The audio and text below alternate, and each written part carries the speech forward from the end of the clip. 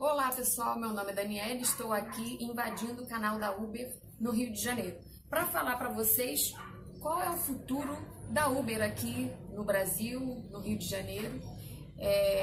Mas antes disso, não esqueça de compartilhar, deixar aquele like e se inscrever no canal. Eu vou ler para vocês uma matéria porque a gente já sabe que a Uber tem carro, bicicleta, né? Uber, vários de entrega, de bicicleta, Uber junto, vários estilos de Uber, né? Mas eu vou falar para vocês aqui o que a Uber pretende. Que eu acho que ela não pretende parar por aí não, hein? A Uber quer ganhar o mundo. Vou ler para vocês aqui uma matéria que fala mais ou menos do que a Uber quer. Vamos lá. Em 600 cidades de todo mundo, já é normal abrir um aplicativo no celular, clicar um botão e ver alguém com um carro disponível para levar o usuário ao seu destino. O Uber está substituindo a toda velocidade o transporte urbano em carro pago ou privado. Mas às vezes a melhor alternativa não é o carro. Chega-se antes ou mais cômodo ou mais barato de metrô ou de ônibus, ou de bicicleta. O Uber quer que essas opções também apareçam em seu aplicativo, que numa só tela seja possível comparar, se possível comprar diretamente o bilhete do transporte público. O Uber não quer ser o aplicativo que você abre quando precisa de um carro. Ele quer ser o aplicativo quando você precisa se deslocar, em geral, para onde for. Os carros são para nós como os livros são para a Amazon, disse o centro de companhia Dara, não sei falar, eu acho que é alemão. Você acha que o Uber está em todas as partes? Que já domina o transporte urbano em centenas de cidades? Pense na Amazon vendendo livros físicos 15 anos atrás. Pense na Netflix entregando DVDs em domicílio. Esse é o estágio em que a Uber se vê atualmente. Então ela se compara aqui à Netflix do passado, que hoje a Netflix é totalmente online, né? Você não consegue virar a Amazon dos transportes sem contar com o sistema maior de todos, que é o transporte público, dizia nesta terça-feira David Hake, chefe do Uber Transit, a divisão da companhia que pretende integrar os ônibus, metrôs, bondes e qualquer outro meio de transporte ao aplicativo. Durante uma conferência do Uber na Santa Mônica, na Califórnia, a qual o país foi convidado, Hake contava que esta é uma parte crucial na filosofia da empresa, para fazer do carro individual uma ideia do passado. Olha, eles querem até talvez criar um carro que voa, hein? O Uber já tem dezenas de milhões de usuários que não entram no aplicativo procurando transporte público. Agora, eles irão encontrar essa opção por lá. Isso é algo único que o Uber pode oferecer. Os aplicativos de transporte público não somam usuários a esses meios. O que resolvem é como usá-los. Nós propomos, se é o caso de usá-lo, às pessoas que não haviam considerado essa opção, nas capturas de tela do aplicativo. Pode-se ver a palavra Transit ao lado das opções de carro do Uber, com um cálculo de tempo e preço até o destino. Portanto, a primeira coisa que oferecemos às cidades é mostrar seus serviços de transporte públicos dentro do nosso aplicativo, disse o diretor da Uber, de forma que alguém que queira se deslocar pela cidade e talvez não tenha considerado essa opção pode ver que é melhor do que comprar um de nossos produtos, como até pedir um carro. A Uber espera poder dispor de dados dos transportes da cidade para integrá-los à sua tecnologia. Nos Estados Unidos, já integrou os aplicativos o Citymapper e o Moovit, que oferecem mapas e opções de transporte público, ao dispor de dados sobre trajetos no transporte público, mais os carros, mais os patinetes, as bicicletas que o Uber já oferece. explica Reik, que é o presidente da Uber. Você pode ver como uma cidade inteira se move e abre muitas portas às cidades para se planejarem de forma eficiente.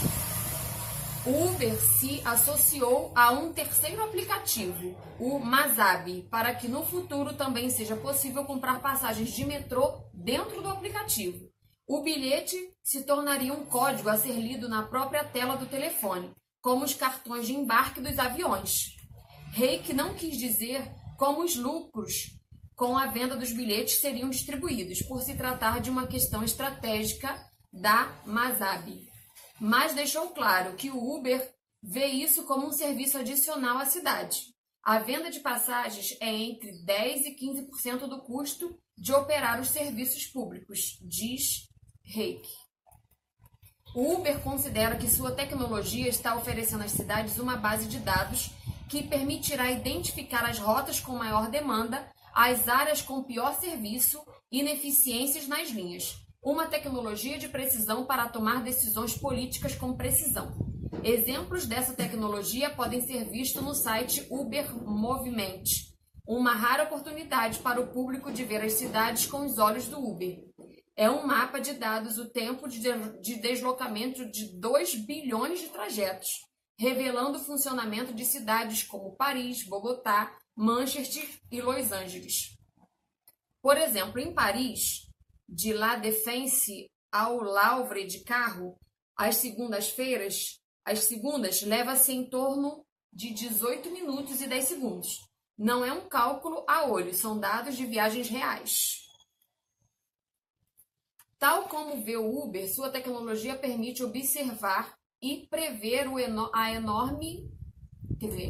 com enorme precisão os padrões de mobilidade de uma cidade. Além disso, a empresa vê que os usuários fazem quando não estão viajando, ou seja, quem desce nesta estação de metrô, aonde vai depois, por quanto tempo. O Uber sabe o Uber tem essas informações e a própria cidade acaba não tendo. As cidades têm infraestrutura de transporte, o Uber não. Não tentamos nos impor a nada, dizia Reik. Muitas das cidades com as quais conversamos não se preocupam com o centro, e sim com os subúrbios, as zonas pior servidas. Fazer mais metrô ou encontrar uma solução mais eficiente? Aí é que o Uber se vê fornecendo a informação necessária. A ideia completa surgiu em Denver, Colorado, em janeiro passado. Denver é a cidade laboratório de um sistema de transporte urbano completamente integrado na plataforma do Uber, dos patinetes às limusines.